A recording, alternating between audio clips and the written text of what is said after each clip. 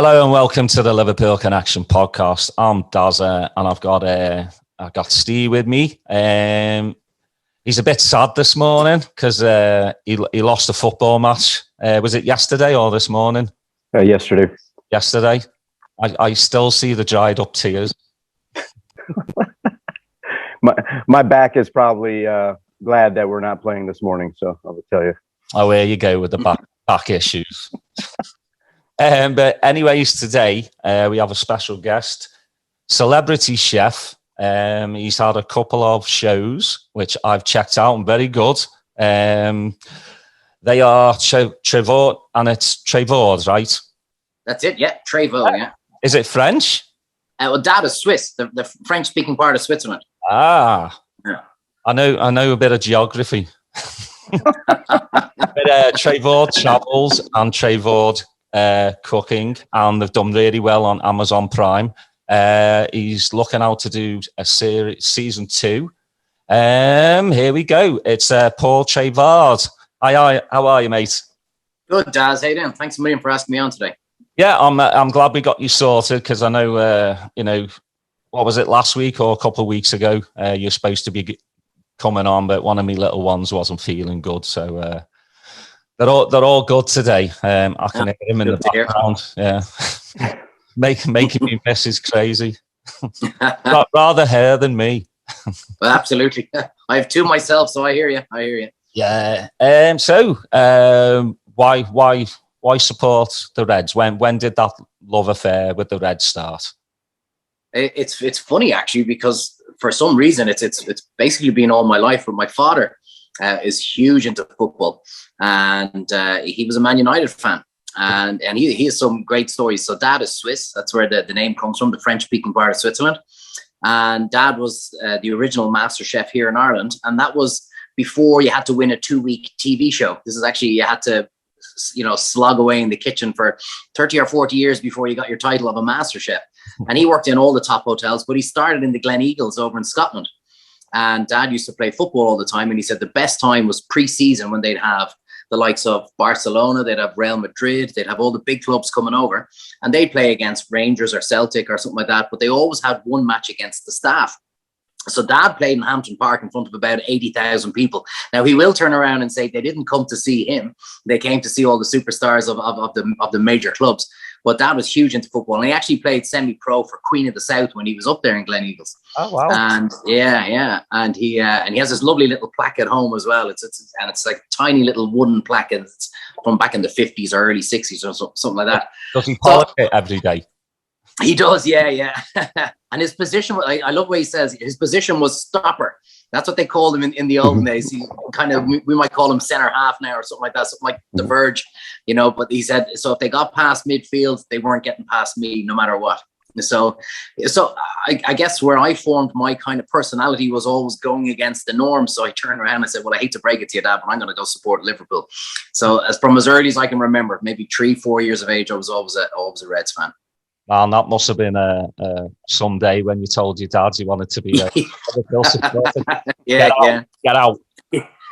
Absolutely. I don't think he was too impressed, but we've had some great days watching matches against each other. I mean, I think no matter what, no matter who we're playing, like the biggest game of the season is always when we play Man United, like no matter what.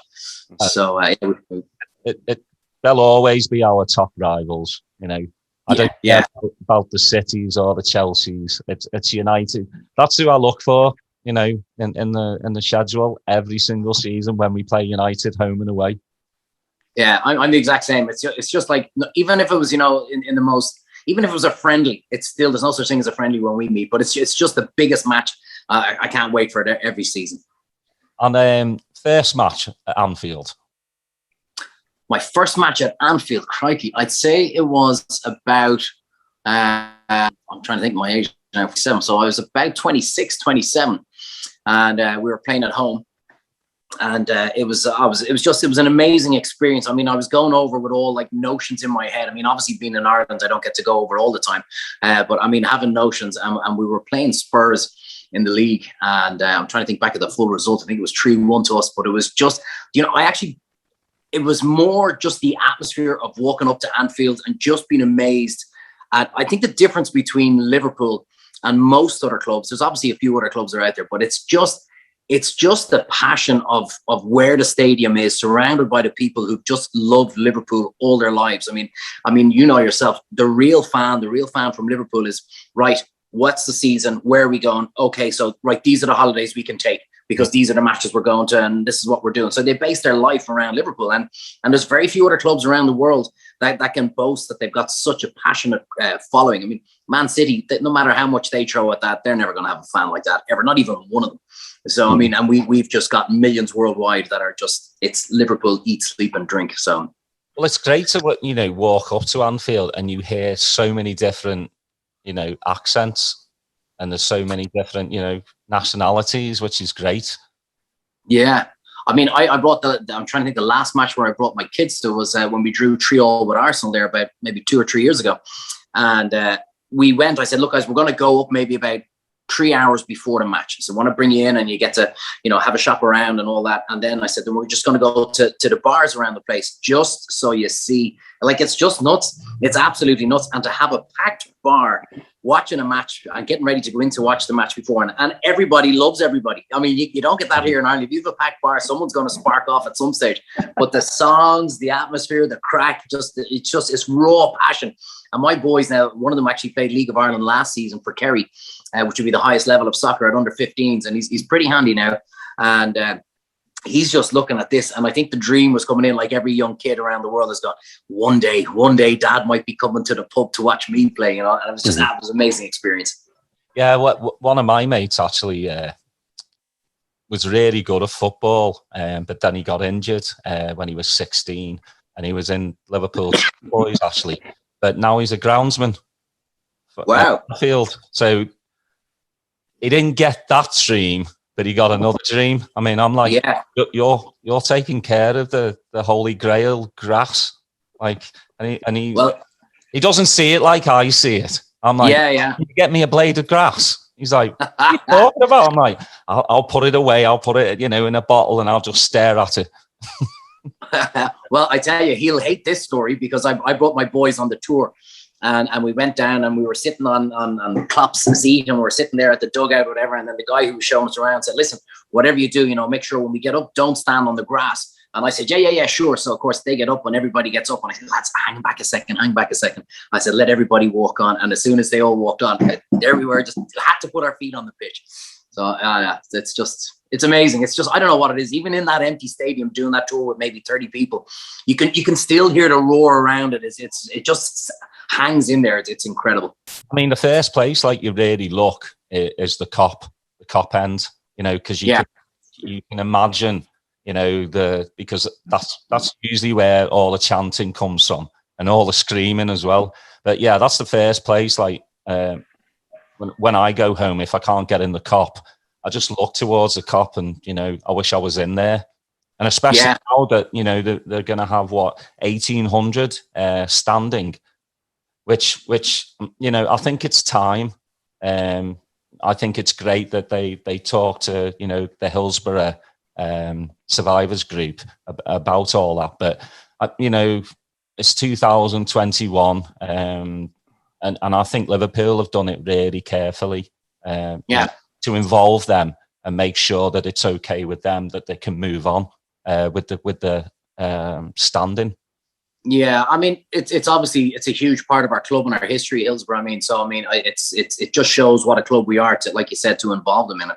And actually, it's funny because the last time I was at the Liverpool game I was in the cup, and it was when we won 4-3 against Palace, and I was there, and it was funny because it was a friend of mine who got a ticket for me with good friends of theirs who were over there, season ticket holder, and we were having a few pints beforehand, and the guy turns around and he said, "Listen, I need to tell you something here, Paul. This is the first time anyone is going to be sitting in this seat in about 7 months." And I was going, okay. And he goes, "Well, it was my dad's, and he passed away." And he says, "We haven't brought anybody because, like, not even my 4-year-old daughter, whatever." And I was going, "Jesus, this is a big deal. You're letting me sit in your dad's seat here in the Cop. Unbelievable." So as we were walking into the tunnel and heading into the Cop, I turned around to him and I said, "Listen, Steve," I said, "you need to know, like, I'm slightly possessed when I come to watching the matches." I said, "So just ignore me if I start shouting and screaming here or whatever." And I think we went, I'm trying to remember exactly, but we went up maybe 3-1 at one stage, and we got it back to 3-0, and then we got the winner 4-3 at the end. And holy mother of God, I'm up there and I'm nearly riding the guy. I said, I can't, this is the biggest match, unbelievable. And he turns around to me and he goes, anytime you want this seat, it's yours. My father is looking down at you going, oh, this is a real fan. So it was incredible. It was like, it's just raw emotion sitting in the cup, everyone just hugging everybody. And you don't know who the hell they are, but you just know we're all cheering on the same thing. It's incredible. Well, for me, when I go, I'm looking at the trainers going, what? I'm going to have those. If you can tell, I'm a trainer head, Adidas freak. So, back in the day, I used to do a few travels, across Europe to look into trainers. Yeah. So who was your poster boy on the wall? Your favorite player? That's such a tough question. So Dad, as I was telling you, was the executive head chef in Jury's Ballsbridge. It was at the time the top 5-star hotel in the country. And Liverpool actually played Ireland in a friendly. I can't give you the exact year, but it's about 30 odd years ago. And it was in and around when we had the Jan Malbys, the Ronnie Whelans, the John Warks, the Johnny Barnes, all the top guys, and so Dad had organised that after the match. We came back into the kitchen and the security guard brought myself and two of my mates up to meet the boys. And we arrived in there. And of course, you're a young kid and you're giggling with excitement that you're about to see something that nobody else is getting to see. You're going into the penthouse room where all the boys are having a few beers. That's when football was real football, when you can have a few beers after a match. And you go up and you see all the lads just sitting there in a pair of shorts, nothing else. The jersey's off and you're sitting around and you go, oh my God, there's Ronnie Whelan. Oh my God, there's Johnny Barnes and all this kind of stuff. And next minute, oh, how you going, lads? How's it going? And they're all shaking our hands. Oh, you're the chef's son and all this. And we were with them for about half an hour. But I mean, when you look at the likes of John Barnes and what he achieved, I mean, like, that's nothing short. I tell my kids about it. I mean, that was historical what John Barnes achieved. But there was always one guy who stood out for me just on how he read a game. And in today's football, I don't think the man would see the pitch at all, because most people would classify him as unfit. But I remember Ronald Koeman once saying, I don't need to be that fit because I can read the game, and I don't need to run because I'm there before the ball gets there. And we had an absolute maestro like that in the middle of the pitch was Jan Malby. And the pass that guy could deliver. I mean, he could turn on a sixpence, is the saying here, like turn on a small coin and just pinpoint a 40, 50-yard pass and drop it on the foot of any player running on. And I know we talk about him as a class player, but for me, I think he was the most underestimated player that Liverpool ever had. He was, in my opinion, absolute world class. I loved him. I just loved watching everything about him. And I had the fortune of meeting him as well at one of the matches when he was heading into the players' enclosure. And I turned around and I just said, Jan. And he looks and I said, I don't mean to be that pain in the ass. Like, and I'm not this 16-year-old kid. I'm probably like late 30s, early 40s. Mm-hmm. Is there any chance I can get a photo with you? And he goes, absolutely. So we got the photo with Jan Malby. And then actually one of the caretakers of the stadium turned around and there were my two boys. And he said, are you heading into the match? And I'm going, yeah, absolutely. We're heading into the match. He goes, don't move, stay here. And next minute he puts the barrier behind us. And this is when we drew Treyvaud with Arsenal. And all of a sudden, I didn't know what the hell was going on. The next minute, he kept us on the inside of the barrier. The coach pulls up. This is before they've changed that. The bus drives underneath into the stadium now.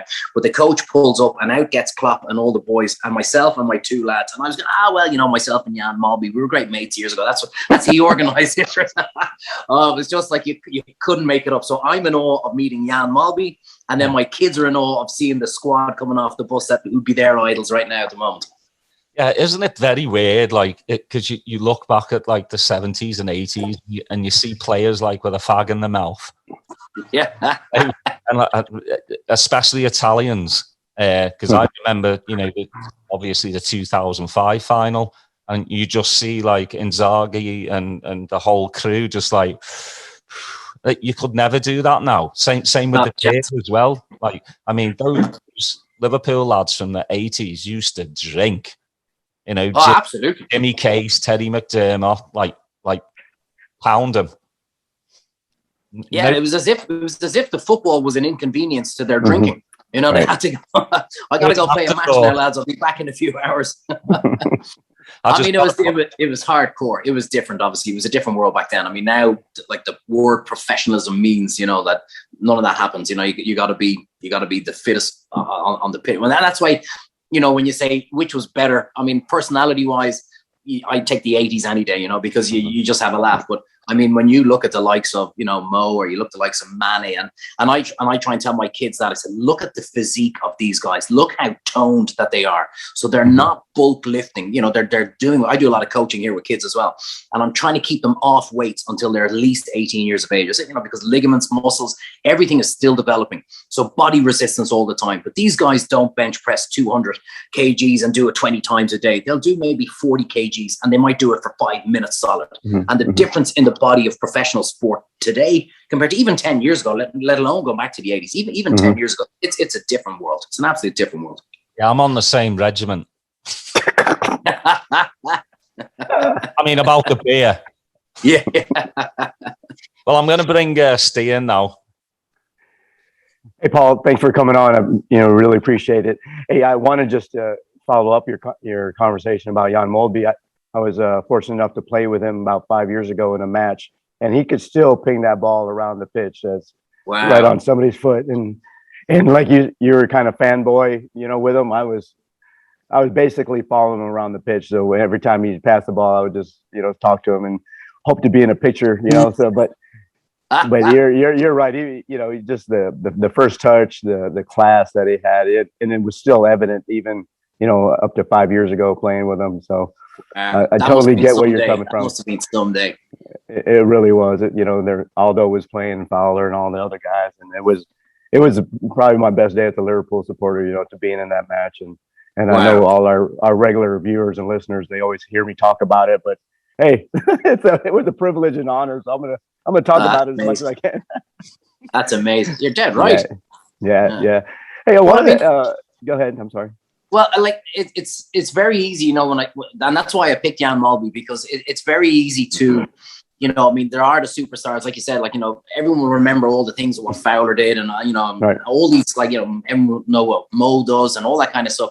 But very few people, unless you really are a true fan. Well, Fowler didn't go down and get the ball from midfield and bring it all the way, although he did do that once or twice. Somebody gave it to him, and all we talk about now is, the goal scorer or the assist, but nobody talks about who assisted the assist.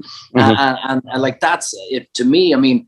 That's why it's called a beautiful game, because it's such an amazing team sport that, there's 11 guys on the pitch there, and even the guys on the subs bench. The 11 guys have to train and play hard against some other guys.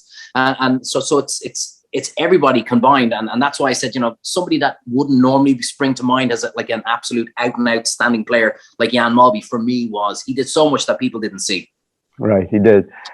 I want to ask you, reading your biography, your dad, obviously, top chef, and was able to cook for a lot of high profile people, and Frank Sinatra, Elvis. Did he ever mention, who was his favorite celebrity that he cooked for?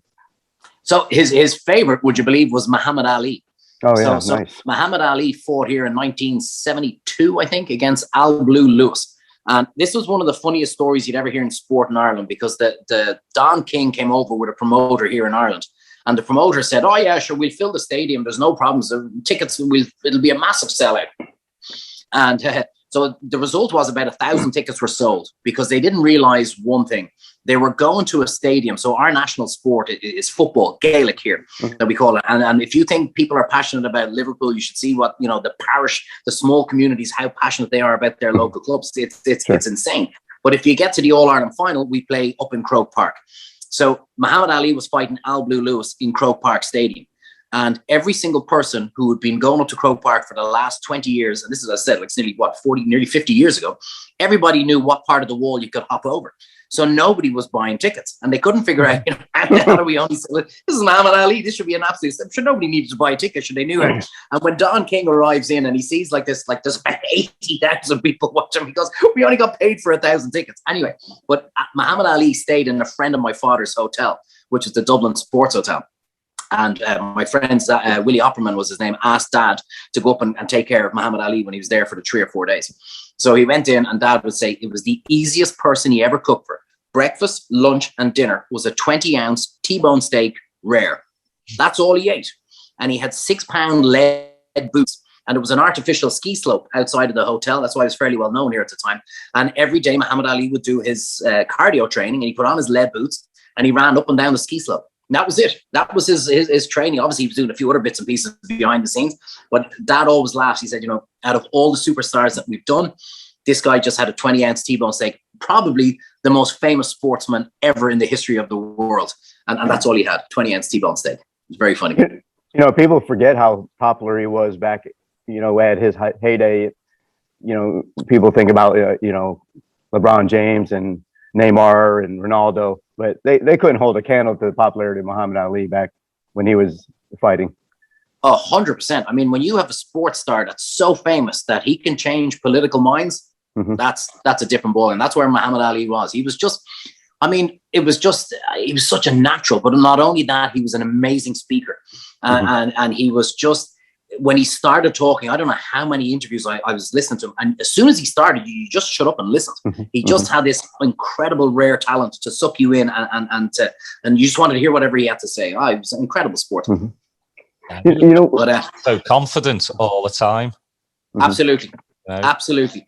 And that's what I love about, like every fight he went into, well, of course I'm about to win this. I'm Muhammad Ali. Why? I'm not going to lose. And that's when you see sports stars in are you surprised you won? And they go, no, that's what I do. That's what I love about Ronaldo. Ronaldo has that cheek where he goes, no, but of course I was going to win. I'm Ronaldo. That's what I was going to do. But Muhammad Ali, obviously the difference being that he was just the one guy, it wasn't a team sport. It was just him. So win, lose or draw, it was on him. But I had some interesting, when I worked in hotels for, about maybe 15 years before I took over my own restaurant. And we had some incredible teams. So I took care of the Portuguese soccer team when the likes of Figo was there. It was just before Ronaldo had broken onto the scene. And actually it was funny because they were flying over to play against Ireland in the Euros.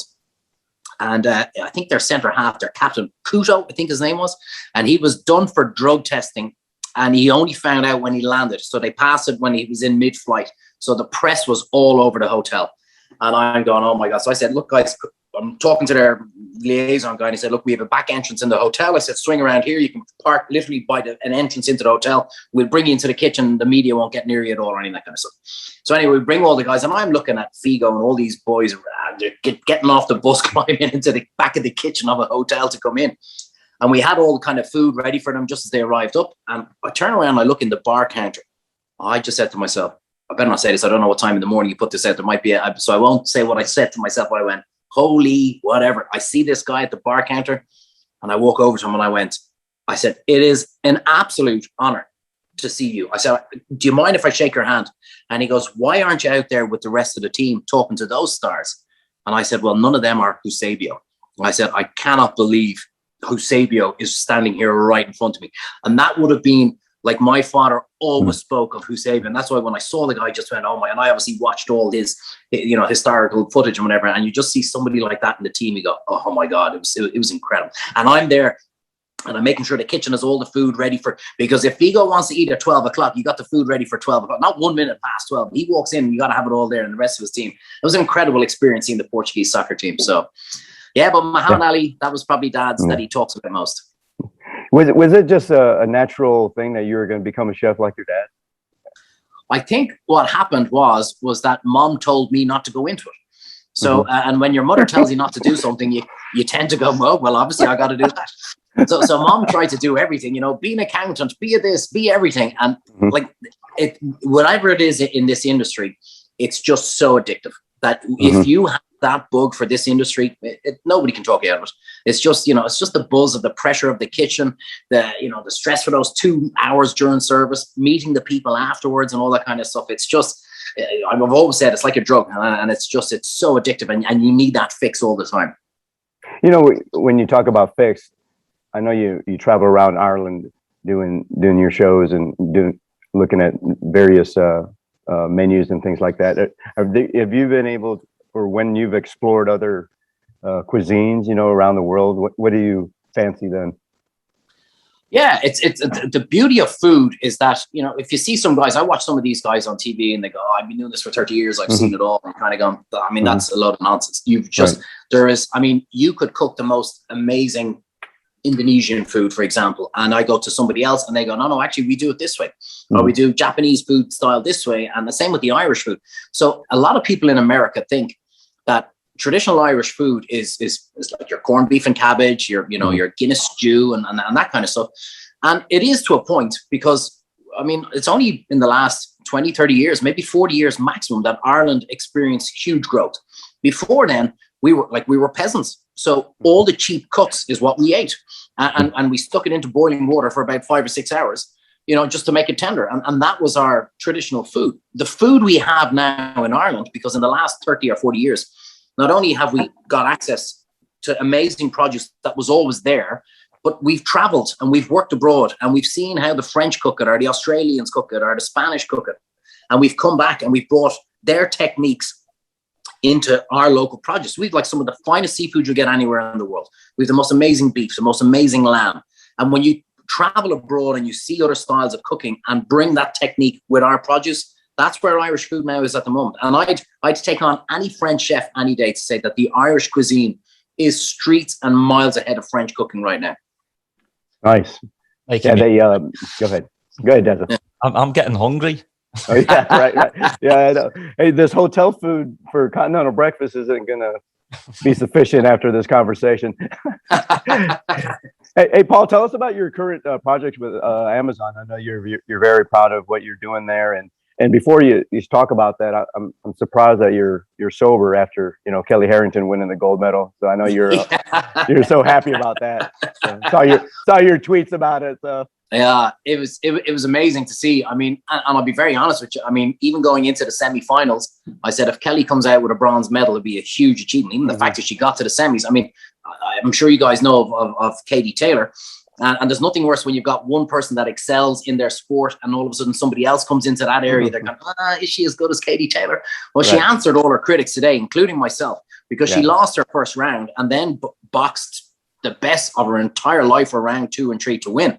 The only good thing is that it was at around 6 o'clock in the morning. Now it's never too early for an Irishman to have a pint, but I knew I was coming here later on and I knew I had to do a bit of work, but I was just like, we don't win a huge amount in the Olympics, and to see, I mean, she's the third person to win boxing gold in Ireland, and to see that, and we got 1 or 2, we got 2 gold medals in rowing as well, and a few other bits and pieces, and we would have had, I would be brazen enough to say we could have had another gold medal in boxing, only our man was so excited to get into the semi-finals, he jumped up in the air twice and broke his bloody ankle the second time he landed. So he couldn't even get to the box. That's how rare it is for an Irishman to get into gold medal contention in boxing. That's actually very Irish. Yeah. And do you know what? We all loved him for it. Most other countries would be giving out hell about him, but we were going, look, I'd be doing the same if I got to the semi-finals. It was brilliant. But I'm trying to think, Steve. Amazon. Your Amazon project. Yeah, no worries. Yeah, we're here to have fun. Yeah. So when I started in the world of TV, I started off doing YouTube videos, and there was always a kind of hidden message behind the stuff I was trying to do, and most of it was kind of like taking the piss out of the so-called TV chefs, because I thought they were full of it. Some of the stuff these guys were coming out with, I was going, would you give it over, lads? So the first video I did, it was actually the winter after the recession we had, and we had the worst snow in I don't know how long. And we were looking as if we were going to have a very busy Christmas for the first time in 2 or 3 years after a really bad recession. And all of a sudden the snow comes in, and Irish people are, oh, Jesus, I better cancel there now. I have a booking with you in 2 weeks' time. And we're going, yeah, but it's only snowing today. Like, I mean, that it's Ireland. It could be 22 degrees tomorrow. And they go, no, I better cancel. They said the weather's going to be very bad. So we were getting cancellation after cancellation. So anyway, one day we got a big group that cancelled for about, again, 10 days time. And I was sick of it. So I had my gym gear, a pair of shorts, a t-shirt. I drove up as high as I could in the Kerry Mountains. It was about minus 10 degrees. I had some local scallops, a little bit of the black pudding, and I cooked it. I had no shoes on, and you're seeing over the top of the mountains. And I called it freezing my scallops off. And I filmed it on a crappy phone, that most people seem to film UFO footage on. It was all blurry. You couldn't really make it out. And I uploaded it to Facebook and thought no more of it. The following morning, there was about 300,000 views on it. Now, that's like nearly 12, 15 years ago. So that was a lot of views back then, especially for like a nobody like me. And I said, geez, I might be onto something here. So the next one I did, I said, because the fact that it was slightly different. So the next one I said, you know what? I've never seen anyone cook up a tree. So I'm going to climb about 100 feet up a tree, and I'm going to cook up the tree. So I had these quail, and I was going to get a couple of quail and hang them, around me in the tree. And the guy, my manager at the time, who was also the cameraman, said, I think you might be going a bit too far there. And I said, no, I said, because I'm going to take the piss out of the TV chefs when I turn around and go, never mind the local food. It's all about bringing it back to where it came from. And I'm taking the bird out of the tree. And now quails can't fly. So that was my little hidden dig at these guys. So I was waiting for them to try and answer me back. And I was going, you see, you don't know everything, lads. Quail can't fly. Anyway, so that was the next, again, huge amount of views. And then so the next one I did, I dressed up as Darth Vader. And I started using the force, and I'm kind of sticking out the hand. So all of a sudden I'm standing in the sea. Next minute, the next clip, the sea's gone out and there's a lobster at my foot. And then I'm doing the same with a big cow. I'm down in a farm. There's a big cow and I go at this cow. And 2 seconds later, there's a massive T-bone steak right in front of me. So I cook up this amazing surf and turf. So it started getting a lot of attention because people were going, who is this nut job? I mean, where is this guy after coming out of? And it started leading. And then I started getting a bit more on the go with say national media and, doing stuff on the press and all that kind of stuff. And then I was supposed to get a big show on our main network. Now, Ireland, we've only got about 4 networks, but this was going to be on our main network. And I did a big Saturday night chat show, and the presenter was saying, so come on, tell us all about it. And I was warned to say nothing because we hadn't signed the dotted line. And all of a sudden, for the next 6 weeks, 2 months, it went quiet. Didn't hear anything from the network. And I go, what the hell? We met these guys 2-3 weeks ago, and everything was, I was getting 13 episodes. I was getting all this kind of stuff. And next minute, nothing. They didn't even respond to our emails or any of this kind of stuff. So about, I'd say 2 months after that, I'm looking at this TV show on the telly and I'm going, hang on a second. That's the pitch I put in. He's even saying the same damn thing as what I said in my pitch. So I go through the credits and I see who the director is. And he was the guy who filmed my pitch. I went, I don't believe this. So I ring him up and he goes, that's showbiz. This is when I learned that you don't trust a single person in the world of showbiz, because that's showbiz, baby. This guy brought 200 grand worth of sponsorship with him. You wouldn't have got that. I went, so I lose my show, but you can't claim anything back. You can't, try and take them on, because how do you prove this is what we were doing? So anyway, this new network started up about 2 months later, and they called me and they said, hey, we watched you on the Saturday night show. And what's the story? You're supposed to be doing a gig with RT. So I told them the story. I said, come on up here. And this was a low budget network. It was going on to the Sky platform in the UK as well. And we were heading into the States, and they called it very simply Irish TV. It was all about getting the Irish diaspora around the world to tune into this. And it went bigger than they could ever possibly imagine. And they basically said, can you make a TV show? And I went, yeah. And they go, great, off you go. So there was I was going, do I not need to mind, this? And do I not need to say, do I need to be good? And they go, no, just, we've seen all your stuff, do whatever you want to do. I was going, okay, great. So we made the show, and it was a huge hit. And then the damn TV, two years into the station, it goes bust. I said, Jesus, this is obviously not meant to be. Then all of a sudden, this international distribution company got on board and went, we saw your stuff on this Irish TV channel. Who owns the content? And I said, I own the content. Great, we want to sign you up. So next month I get signed by this big international distribution company, and they get, this is a long story. It's a bit like Billy Connolly. I am eventually getting to your question, Steve, don't worry. And they go, so about maybe 2 months in after me signing, they go, we've signed in with Amazon Prime. So we got my first series there, which was Treyvaud Travels. And then we filmed the new one, Treyvaud's Kitchen. That went on to Amazon Prime there for 3 years. And now we're at a stage where we're trying to negotiate what's going on with season 2, or we're talking to a few other different people as well. So that's where we're at. Will it work? I don't know. Because if I've learned one thing in the world of TV, you're the greatest person today, and tomorrow, nobody knows who you are. That's such a great story. Thanks for sharing, because, we're always interested in the journey. We've had a lot of authors on, and we've always liked to see what their mindset was on how they got to become published. It's not always a straight line. There's always, it's pretty circular in a lot of things. Hey, I want to ask you, you've also published author. Tell us about your book, your first one. Well, the best way I can describe this, I know you guys would know Anthony Bourdain very well, who had Kitchen Confidential, and much respect to Anthony Bourdain, a huge loss to our industry, but he was just brilliant at what he did. But I make his book look like an episode out of Bambi.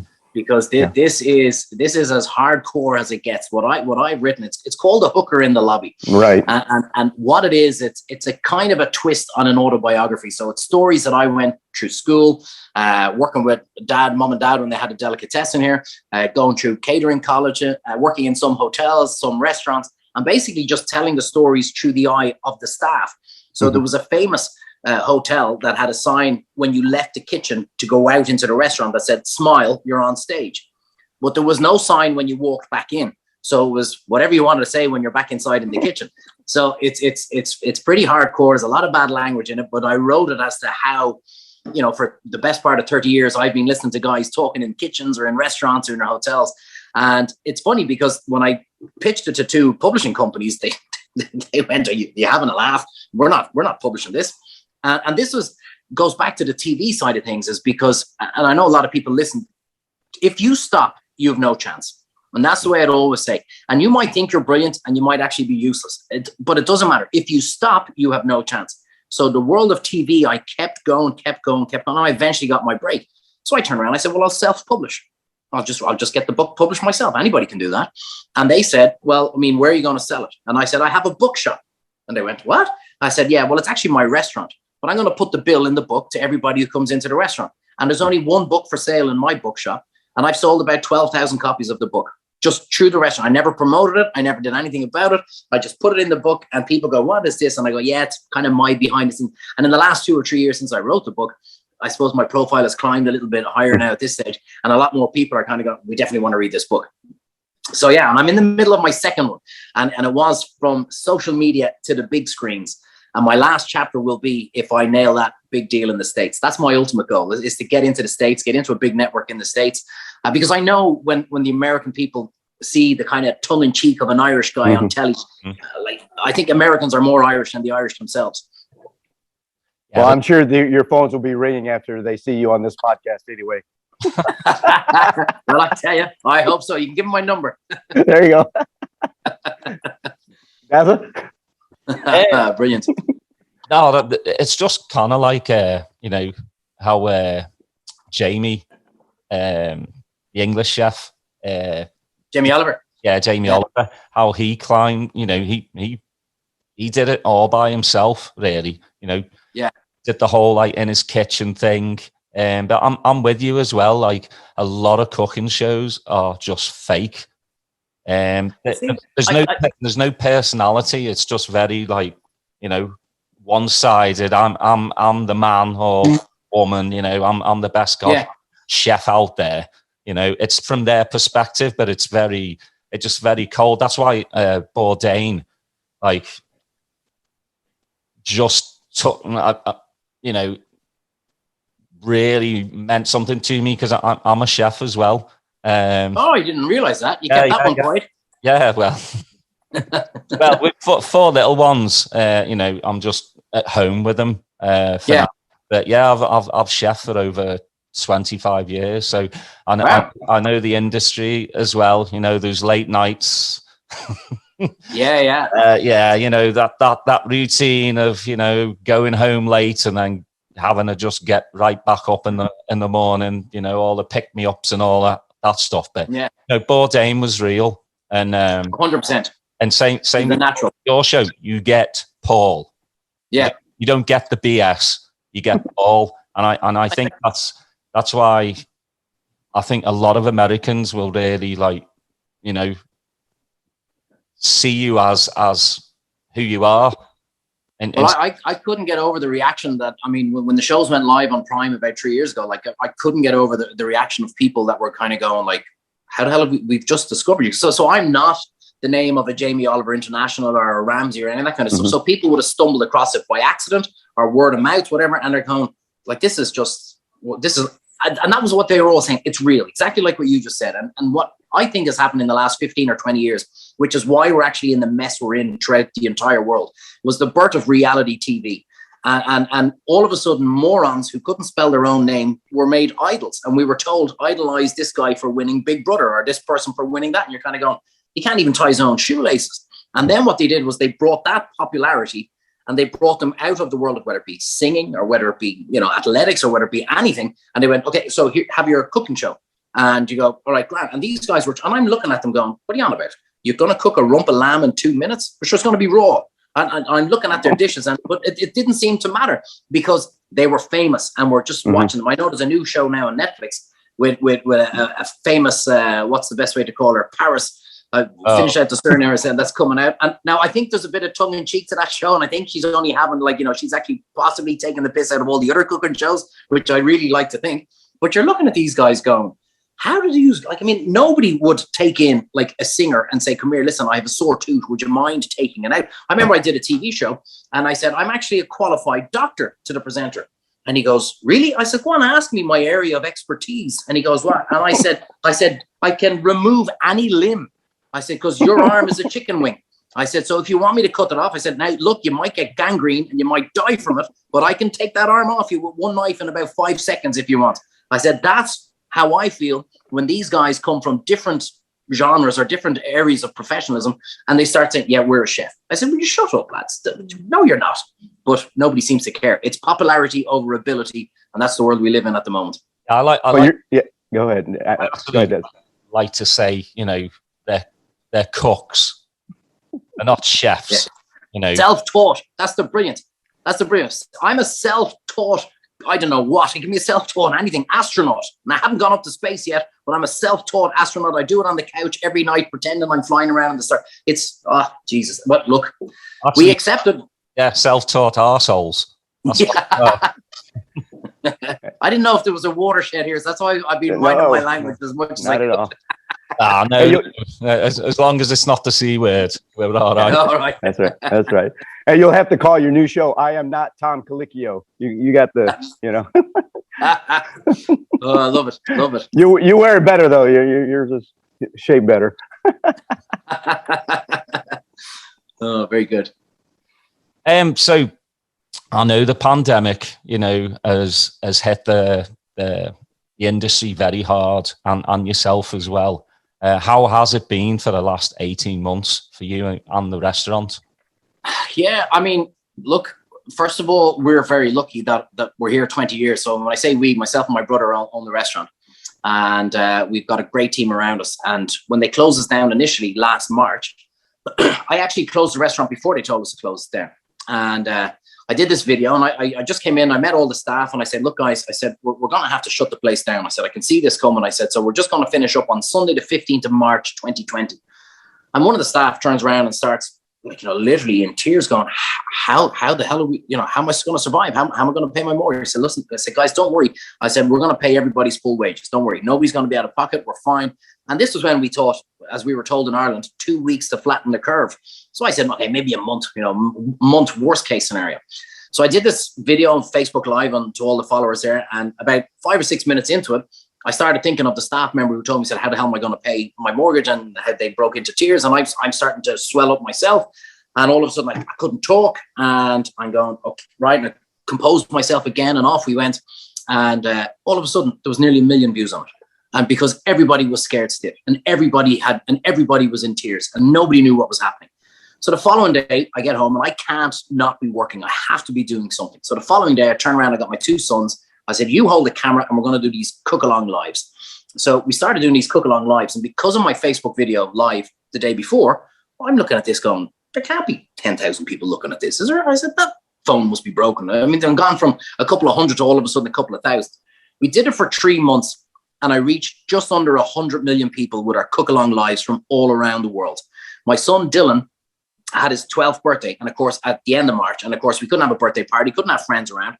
So he hates me for it. So I made him write out every single country in the world on a piece of paper and all the counties here in Ireland. And he's going, Dad, seriously. And I said, look, this is school. You got to learn school stuff when you're at home with Dad. So write out all this, so you know all the names of the countries and all the counties here in Ireland, all the states, we'll say, in Ireland. So he writes it down. So I did a little Facebook Live without him knowing. I said, it's Dylan's birthday. I'm going to do a Facebook Live and we're going to pretend we're cooking something. And we're going to try and tick off somebody from every county in Ireland and as many countries around the world. We might get 5 or 6. And so we did the Facebook Live. And all of a sudden there was, I mean, thousands upon thousands of people. Hi from Mississippi. Hi from India. Hi from Kazakhstan, places that we didn't even know existed. Like, you know, I'm an Irish fella living in Mongolia. I follow you on your face. Happy birthday, Dylan. All this kind of stuff. And all of a sudden, about 10 minutes later, and I'm looking at Dylan, he's beginning to swell up. So I said, maybe I've embarrassed him here. So I turned around and I said, okay, we better go. We're going to have the birthday cake with Dylan. Thanks very much. And we ticked off every county in Ireland, and we ticked off, I don't know, about maybe 60 odd countries around the world as the people who had tuned in to say happy birthday to him. And Dills gets up and he runs off into the playroom. And I ran in after him. I said, Dills, I hope I didn't embarrass you. And he said, no, you didn't embarrass me, Dad. He said, but all those people came to say happy birthday to me? I said, yeah. I said, Dills, you're the actual celebrity. You're the guy doing the cooking with me. And we just couldn't believe it. So because of that social media, that's where the profile really exploded in the last and that's what got me through the initial 3 months of the pandemic, because I felt I was talking to people, I was cooking, we were entertaining, and loads of people were really enjoying what we were doing. And everybody was saying, you got to charge us, set up a GoFundMe account. I said, lads, this is the pandemic. I said, we don't know and there was all these other guys where, it's 50 quid to do a cook along live with me, and we're doing this, and it's 100. I said, I'm not charging anybody a single cent. I said, I don't know, people are skint, people are in trouble. We're just, if you want to watch, great. And if you don't, then don't. I said, but there's no way I'm charging anybody any money. So then we reopened in June, and then they shut us back down in the 5th of October. So we turned it into a pop-up deli. And I said to the lads, we're going to do this right up till Christmas, because they said we were going to be allowed to open at the end of October. But at this stage, I know, and I've read, and I've watched the body language of politicians. And that's one thing in hospitality you learn very quickly, is how to read people. And I said, there's no way we're going to be open at the end of October. So at least we'll set up a pop-up deli till Christmas. We'll make it a real Christmas theme, and we'll run all the way up to Christmas. So they allowed us open for 2 weeks before they shut us down again on Christmas Eve. And I didn't open up the restaurant. I left it as the deli all the way through, which was the best thing I ever did, because I wasn't sitting at home wondering, will we be open next week? Not, so at least we knew what we were doing. And I said to the guys, look, we always close for the month of January. I said, we might be back Valentine's Day. Worst case scenario, we'll definitely be back Paddy's Day. Definitely be back by Paddy's Day. And then we're looking at, might be Easter, maybe May, maybe June. Holy shit, it's not until the end of July before we're reopened. So I've been very vocal, and I've no problem saying it. The government's decisions as to what they did to this country, in particular my industry, they have destroyed hospitality in Ireland. They've absolutely destroyed. Probably 25-30% of bars and restaurants will never open again. Probably another 20% on top of that will close this winter, because they don't realize how much trouble that they're in at the moment, particularly rural Ireland in the country. And because nobody's built up a cash reserve to get through this winter. So in about 2 months' time, the tour season is completely finished, and nobody has that reserve to get through the winter. And that's where the real carnage is going to happen. But we're lucky, as I said, we're here 20 years. I don't have the bank manager breaking down my door saying, hey, where's the monthly amount? And it's not a huge amount that we owe back anyway. So, but I'm looking at guys who are renting, and guys who've just bought in the last 3 or 4 years. And to be honest with you, I'm not going to lie, Daz, I have no idea how they're going to get through the next 9 months. It's absolute carnage. Yeah, it's sad to hear. I mean, same in Liverpool as well. Some of my mates tell me that the local pubs that have been there for, 60, 70 years have to shut down. I mean, that's part of the community, Yeah. And everybody's like losing their jobs and everything. Obviously in Ireland as well as England, the travel season is one of the biggest. Mm-hmm. Nobody's been able to travel. Because even if you do travel like back home, well, not now, but a few months ago, you got a quarantine. Yeah. So what's the point? Like I was going to go home, but then I'm like, I got a quarantine for 10 days. Yeah. What's the point of paying, $1,000, $1,500 to fly over there to stay with my sister for 10 days and not get out the house? I'm bloody murder. Absolutely. And I mean, like, I know when it happened, and as I said, the way the last 18 months are gone, if you believe so far to the left or so far to the right or anywhere in between, I can fully understand that now, because there's been so much stuff that's come out. And that's why I respect anybody, whether they believe the vaccine is, going to save the world, or if as soon as you take the vaccine, Bill Gates can call your arm, or anything in between. Like, I mean, I can fully understand everybody, but it was the inconsistencies of our government in particular, which I could see was being mirrored in other countries. So, for example, they allowed indoor dining resume back on the 2nd of June in hotels, but not bars and restaurants, because COVID is so smart, it knows you're staying the night. And I'm turning around going, but I have an 80-seater restaurant, so let me just bring it down to 20 seats. Let me just have 20 seats, and I'll turn it 2 or 3 times in the day. At least we're still doing what we're supposed to be doing. We're doing our jobs. We're keeping the team together, and yeah, we'll lose money, but we won't lose as much as being shut down completely. And all this money that they've given for subsidies, I mean, there's no such thing as a free meal. That's all going to have to be paid back. And whether it's me, my son, or my son's sons, or whatever, who's going to be paying it back, of course it's going to be paid back. So I just think it was more their inconsistencies that really wrecked my head by saying, none of this makes sense, guys.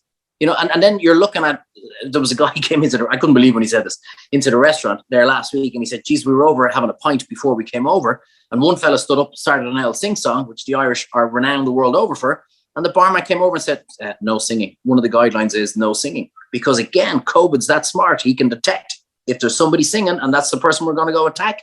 And we got to be out by 10 o'clock at night because COVID knows it's got a clock. It's 1 minute past 10. We're on the table. Let's jump and attack them now. Now, I know I'm being tongue in cheek there, obviously. I understand there is some sort of scientific, you know, obviously if you're shouting and screaming, you might be, you know, vapor, or there could be whatever spitting when you're talking and blah, blah, blah. And there's a higher risk of infection. But come out and say that to us. Don't treat us like absolute morons. Turn around and say, I mean, I'm looking in Australia. If you meet your neighbor in the shop, don't stop. Don't talk to them. Just ignore them. Like, we're humans. We're not robots. You know, you telling me I can't wave to my neighbor or to my friend or have a chat? It was crazy, absolutely crazy. And then the funny thing is when the government get caught with their pants down, that they're at a party and they're organizing something, they go, well, hang on a second, let's just amend those guidelines, lads. And yeah, now, so yeah, it was actually fine. We've amended those guidelines. It's fine. You're just going, look, you deserve what's going to come. I mean, most of our government officials, politicians, in my opinion, are going to be wiped out in the next general election. So hold on, and it's their own fault. I've just got a call. It's Bill, is it? It's his missus. She's looking for him. No, but do you know what? It's funny. I kind of said to my wife and a few friends, I said, we're not talking about COVID again for a simple reason. It's affected so many different people in so many different ways. I mean, obviously, people have lost loved ones from it. People have lost their jobs from it. And people's only inconvenience was that they had to work from home. So they had to put up with the kids before, as opposed to getting out into the office. And I mean, some guy turned around to me this when we were supposed to open up at the end of July. He goes, I'm not so sure bars and restaurants should open up. I said, what do you mean? I think it's a bit too soon, you know? And I go, says you, who hasn't missed a day at work, hasn't missed a single cent in your salary, and have had absolutely no inconvenience. You think I should stay closed, what, for another 6 months? Would you be happy if that's what we do? So it's affected too many people in too many different ways. I just went, you know what? I'm not talking about that crap anymore. Let's talk about Liverpool and let's talk about food and let's talk about singing and having a laugh. That's much more fun. Well, speaking of Liverpool and singing and having a laugh, tell us about when we won the title. You know, what were your reactions? Where were you and how did you celebrate?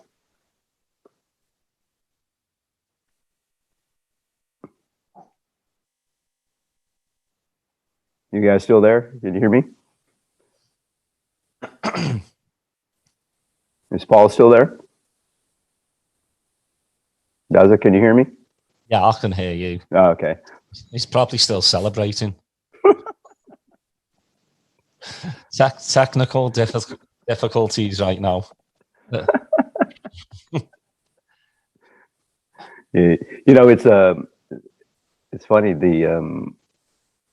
to hear him, you know, talk about the trajectory, right? Just starting from simple YouTube videos and then now being Amazon Prime and having 200 million, you know, views and things like that. You know, it's just amazing to hear those type of success stories.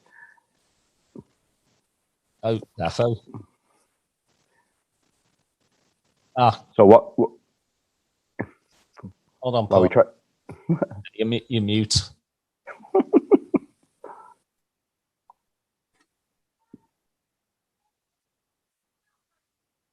You're mute. Oh yeah, that's it there now. There you go. Yes. Hey, sorry about that, guys. The connection. It's funny. We're talking about Bill Gates knows what we're doing. If you get vaccinated, and all of a sudden my signal goes. I'm telling you. There it is. But did you hear my question, Paul, about your? No, I missed it, Steve. Sorry. Okay. Yeah. So we're talking about Liverpool and having a good time and laughing and celebrating. So take us back to when Liverpool became league winners last year and how you celebrated that. Oh my God. Well, I tell you, I presume you've heard about the Bruce Grobbelaar witch doctor story. Yes, we had Bruce on a couple weeks ago. Actually, we'll be released. Are you serious? Yeah. It was just. I mean, when you think about it, it's just hilarious. And I mean, Bruce, he was the goalkeeper when Liverpool played Ireland in the friendly. So I met Grobbelaar as well. He was obviously an absolute ticket. I mean, and to see this and to know this, and it was only afterwards I found out that he did what he did, obviously. But I mean, like, this was like a childhood dream. I'm telling my kids, you know, you have to understand, Liverpool were Liverpool. You know, I mean, we were like the biggest club in the world. We still are, but I mean, like, we're winning all around us. And the kids are going, are you sure about this, Dad? Like, you know, and they're looking at, you know, they're looking at the Man United, they're looking at the Man Cities, you know, and all this kind of stuff. But, you know, I think like everything, when you have something, so I'm coaching my kids in soccer and all that kind of stuff. And so they bought into Liverpool straight away. So I had a chance to go out with a load of my buddies into a pub, or else go home and watch it with the kids. And I went, well, screw that. I'm obviously going to the pub, but I'm bringing my kids with me. So I brought the kids in and we sat down. Even my wife, Elaine, came in and we were watching the match. And I mean, to see, I mean, I think we knew from a very early part of the season, this is ours, isn't it? And then you come out with this. Are they going to try and invent this bloody, that was the next conspiracy theory. This pandemic is just to stop Liverpool from winning the Premier League. Right. And you say, like, you know, what has to happen here? And that's why when they said, no, it's full steam ahead, obviously without fans.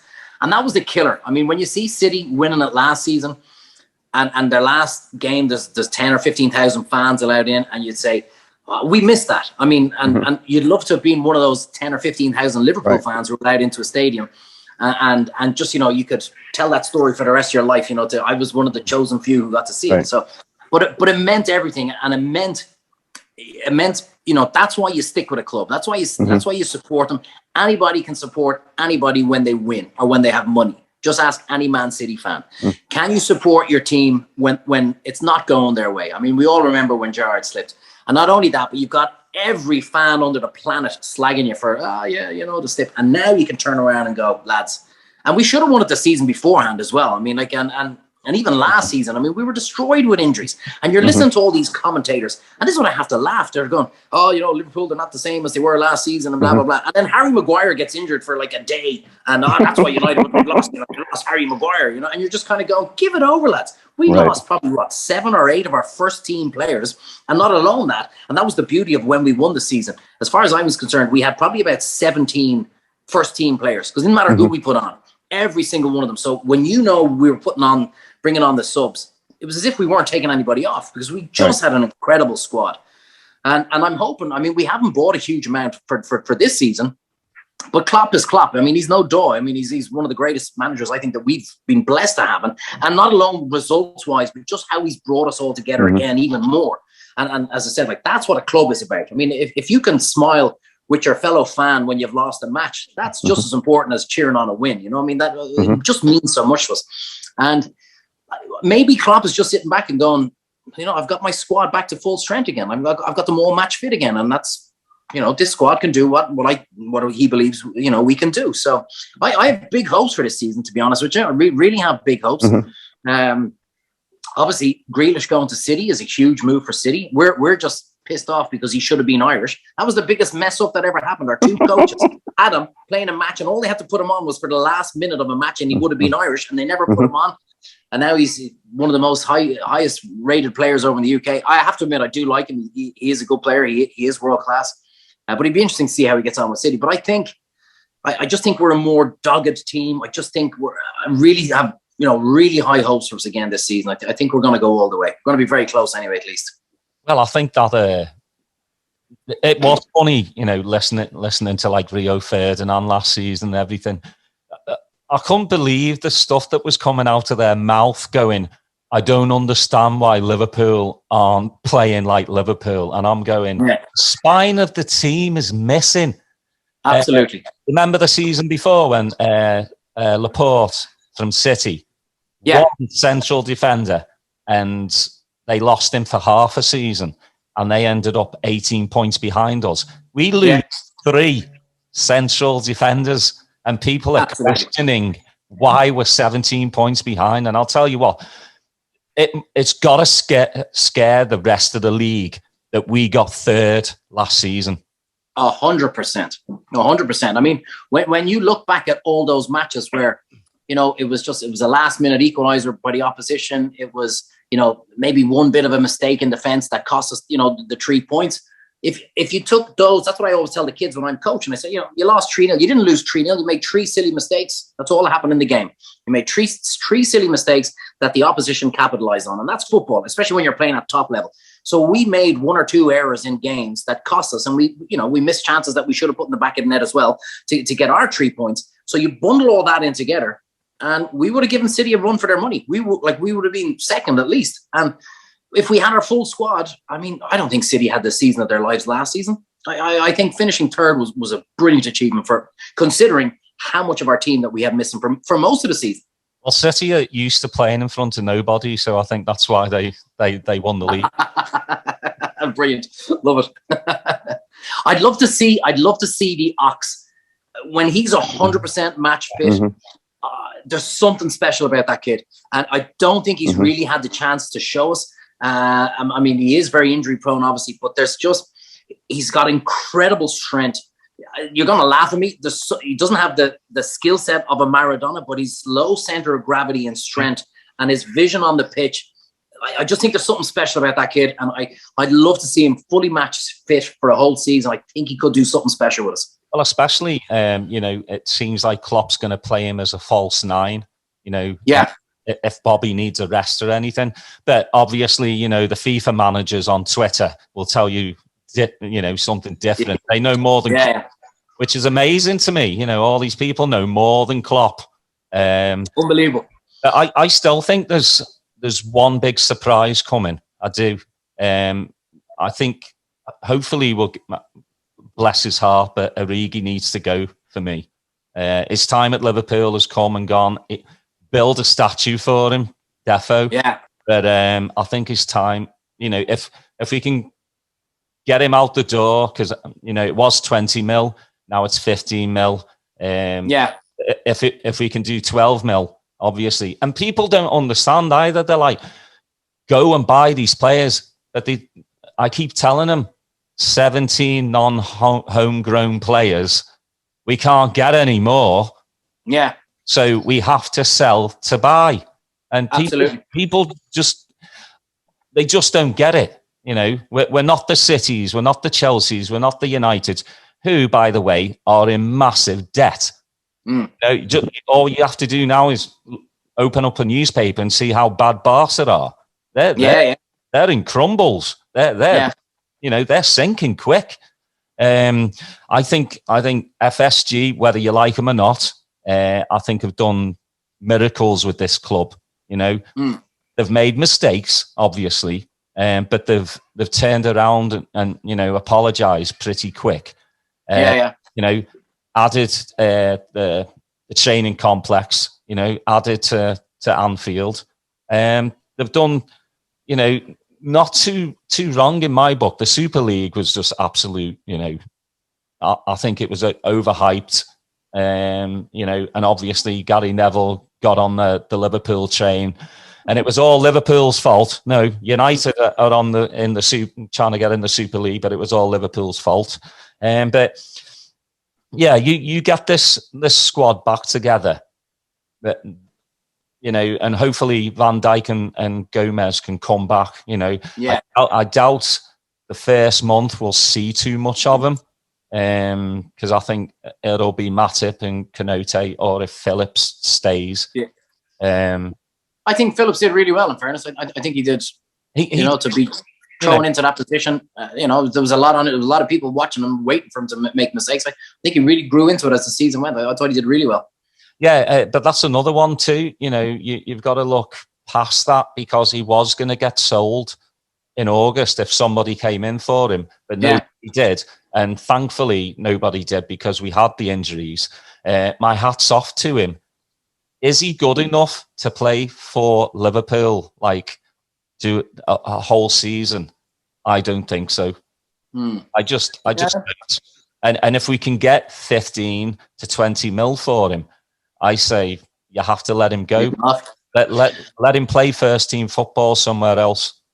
Yeah, no, I mean, that's a very valid point, in fairness. And when you do put him up at his best performance against the likes of De Verge's best performance, well, he's not at that level then. And at the end of the day, at that level, you got to be as brutally honest as that. Mm-hmm. I hope Thiago comes out. I mean, Tiago reminds me of a guy I used to play with. He came from a real rough area, and he had that little thing in his head where kick the fella first, and if you get away with it, run off with the ball. And Tiago needs to calm down, because the refs are just looking at him going, we're just waiting for you to do something stupid. We're going to book you straight away. And you get booked at this level 10 minutes into a game. Well, you're good as gone, because you're not going to make your commitment to the rest of your tackles that you need to be putting in. If he can fix that and just calm himself down a little bit, I mean, he's got all the skill under the world. I mean, he's got a beautiful eye for a pass. He just needs to calm that little inner tiger in his head.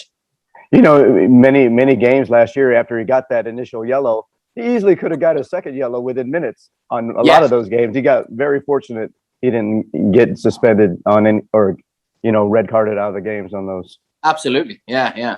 And like, I mean, Mo had a bad season. The amount of goals, like, this is as per everyone else saying Mo's not having the season. You're going, hey, have you seen the stats? Have you seen the goals the guys scored? This guy is having a bad season. He scored this amount. So I hope he doesn't get found out, that, you know, the defenders will turn around and say, look, we know he always cuts into the left. We know he always goes that.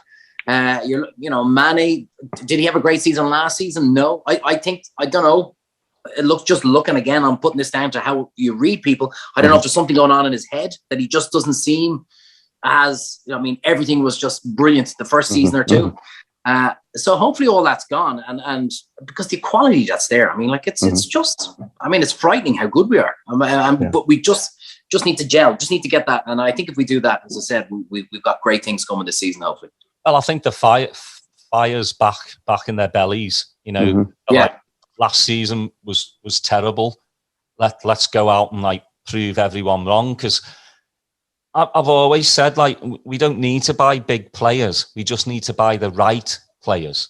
Absolutely. And you know, talking about, like, this lad from Bournemouth who might sign, everybody's laughing at us. You know, are you going to buy this lad from the Championship? Well, what if we buy Mbappe and Mbappe gets injured? Season. Same with the stupidity of let's go in for Messi. Yeah, let's pay 25 mil a year. Like, come on. Like, this again, this isn't FIFA Manager. This is real life. Absolutely. And Messi, obviously, there's only two teams he could go to anyway, is City and PSG, and it looks like PSG are going to land him. Yeah. To me, that's too many egos in the locker room. I mean, Neymar is saying how excited he is to be playing with his old teammate, but Neymar deep down is going, oh God, I'm not going to be number one in this club here anymore. I'm going to have to change my hairstyle, get a new tattoo, put in another ear piercing, and dive around a few more to get a bit more attention. Do you know what? If I had a kid on a pitch that dived the way Neymar did, I'd never play him. It's just, first, to be such a role model, there's no doubt he's world class. There's no doubt he's one of the best in the world out there at the moment. But it's just, you're cheating with your diving. And if that's how you're trying to teach kids when you're playing football, look, if you're anywhere near the box and you don't even need to feel a nudge. If you think he's behind you, take a dive, roll around a few times and this kind of stuff. I just think it's the worst message you can give any kid in sports field and team sport is whatever you do, you know, cheat as much as you can and you might get rewarded with a penalty or a free kick. I think it's a disgrace. That's a pity. You know, it's such talent. He doesn't need to do that at all. I feel the same with Grealish, really. I'm like, you got to stop wearing your slippers. I mean, he's a very, very good player. I like Grealish, you know. Yeah. I wish we would have actually gone in for him, not for 100 mil. That's madness. I really do like him, but he's down on the floor most of the time, you know. Yeah. And with I think the new rules just came out.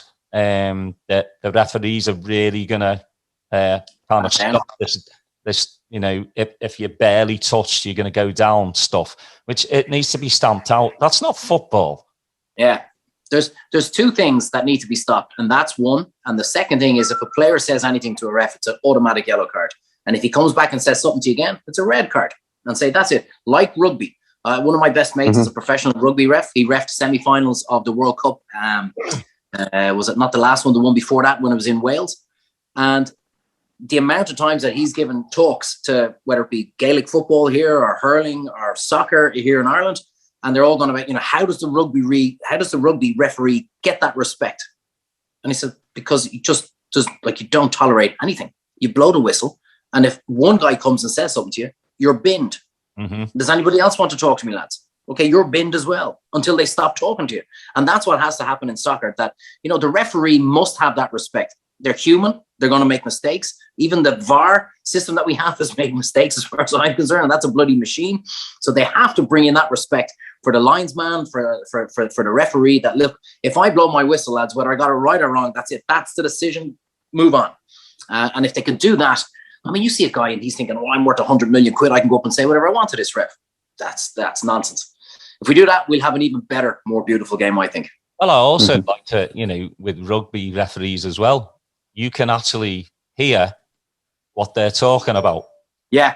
Like, and I wish football would do it as well. Absolutely. Like, you know, when the referees talk to Stockley Park, you know, the three men in a van, as I like to always call them, I want to know what's going on, you know, how they draw those lines. Like, you know, it is beyond me. When you know, a centre forward, you would usually give them the benefit of the doubt.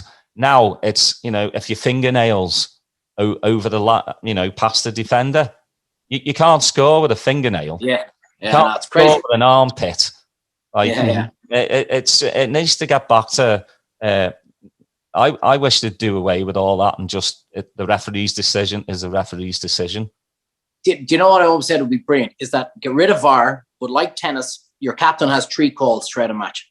So if all of a sudden they go on and they score and the captain turns around and says, check that first, please, then and once you've used up your 3 calls, that's it, tough.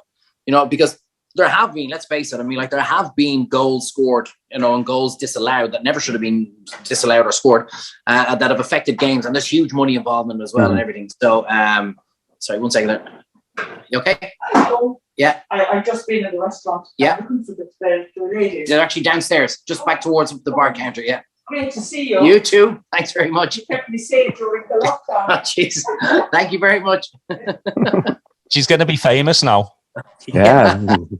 Is she looking for the liquor cabinet? Yeah, there's plenty of that. That's like, it's amazing.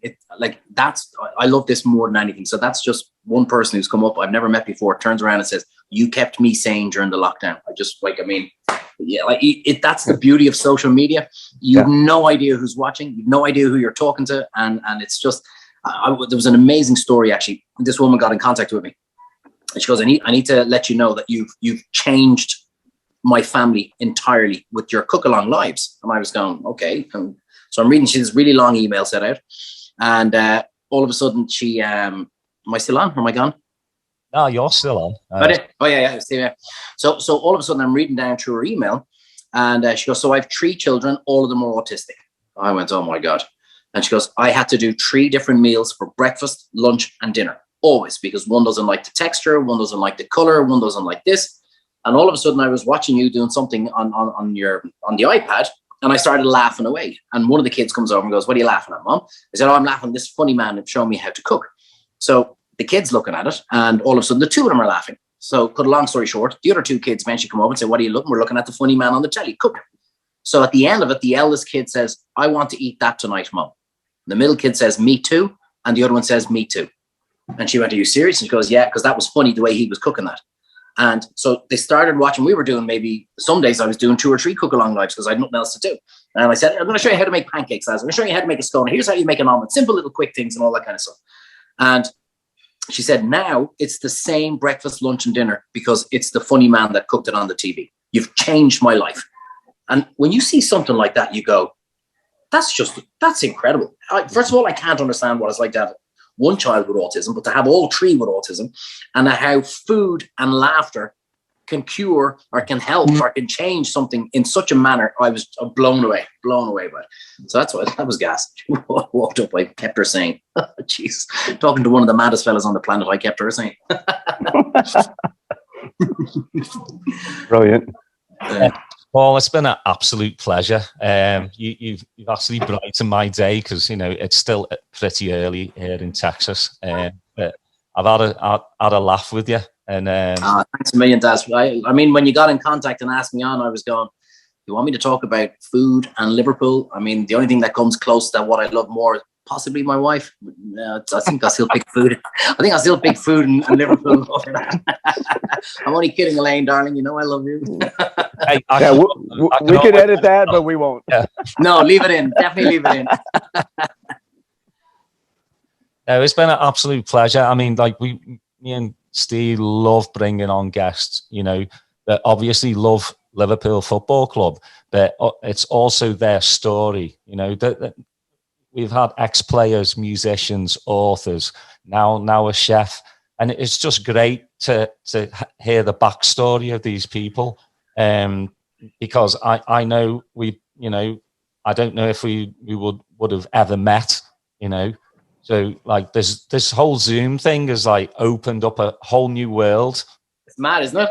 Yeah. Yeah. You know, I've met my heroes, Ronnie Whelan. Did I, you know, ever think I would talk to Ronnie Whelan? No. You know, wow. maybe see him, you know, passing on the street, be Ronnie. Yeah. We're basically face to face, and you know, I actually was very, very nervous that day. And, you know, but he made me feel like, you know, you're just a regular person. And same with Bruce as well. Like, I mean, it's for both me and Steve, we're just like, still doing this. Yeah, that's right. Well, that's what I think, you know what, in the last 18 months, I think a lot of people have realized that the important thing in life is, you know, just be nice to people and just be yourself, and that airs and graces are gone at the end of the day. I mean, if the zombies attack, they don't care if you're the Queen of England or if you're a homeless guy on the side of the street. And I think a lot of people have realized the importance of, do you know what? Sometimes you actually just do need people's help, and it's a stupid cliche saying, but it's true. You know, it is nice to be nice, and I think a lot of people have really come to discover that, like, you know, that the word celebrity disappeared through the pandemic. Nobody cared if, you know, you've seen someone, oh my God, I'm having such a horrible time staying at home. People are going, you're living in your mansion. I'm like, we can't get food. We can't do this. And I think the genuine person who just happened to be a celebrity really shone and really came to light. And when you talk about those players, your Ronnie Whelans and the Bruce Groblers, and that was the different era of football where they'd sit in the pub and have a few pints and chat to the fans. And I mean, that's why, as much as I love Liverpool, I'll always love the 80s. I mean, because they were just, it was just as if they were your mates nearly. That's because Daz missed Ronnie Whelan when we brought him to Austin, didn't you, Daz? Yeah, I did actually. I missed out on a pint with him. I didn't have. We had Stevie Nicol. Yeah. He was holding up the bar. No, the bar was actually holding him up. That's right.